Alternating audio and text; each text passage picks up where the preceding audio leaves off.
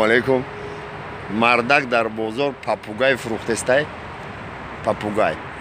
یک زنک میام خیلی پیش سلام علیکم پاپوگایتون چند پول خیلی پاپوگای مون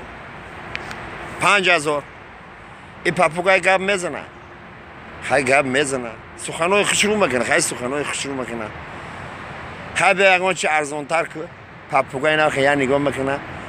میگه نیوژلی ما همه پول در قدر نداشته باشم ایتیفو که همون زنک جلی میکنه این صاحب خانه میگه صاحب پاپوگای میگه یا براک به میگه عبارت در کبینت میدونه یا تیفال آوی جوشی نخه میگه ایستری پاپوگای میریزه میگه تو کی آدم میشه کی گاوزینی یاد میگیری گاوزینی یاد بگی نه داومه روی زنکش دیگه چی گپ شد میگه چی گپ شد یکان چه ارزان تر میکنه میگیره گفتم میگیریم کوکا پاپوگایت گفتم خوشرو گپ زده میتونه گفتم میتونه پوست یکان چی گفتم پاپوگای جان سلام علیکم خیلی سلام علیکم گفتم ما تر بخرم خانم ببرم تو مرا چی گفته فایراد میکنی خانوما با گفته یکی میگم مردک بیارم خانم گفته خانوما با مردی خانه گفته یکی دو مردک بیارم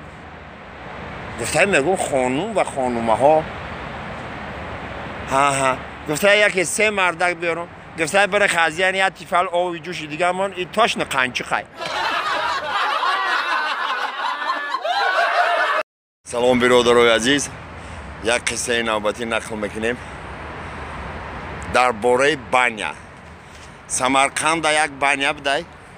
تا ساعت 12 مردکا بازی میکنم بعد ساعت 12 زنکا خیلی هم بده بانیا معلوم ساعت 12 میشه مردکا میبرن یا تا همونجا اسپید نمیکنم باینده میمونه دیگه نوبت زنکا میشه زنکی محشر تازیکا قطعی عرقه کده میدروین واه یادش میگه وای اینجا مردکای تقار شب میکنم بیچاره وای میترسه چشماش میپوشه میگه میبخشین ما کورو من نمیبینم ما ساعت هم نگاه کده نمیتونم اینجا عیبی من نیست باید میگه مرده که خوب ده بیا دستش بگیریم تا پیش دره ببرم شه بیچاره رو دستش میگیره تا پیش دره میبیاره راستی در میشه میگه خانومی زیبا تمام خدمت کردی تمام یاردم کردی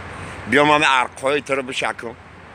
مایلی میگه زنه که بیچاره لیچه که خم میشه این عرقهاشو میشکم میخوره که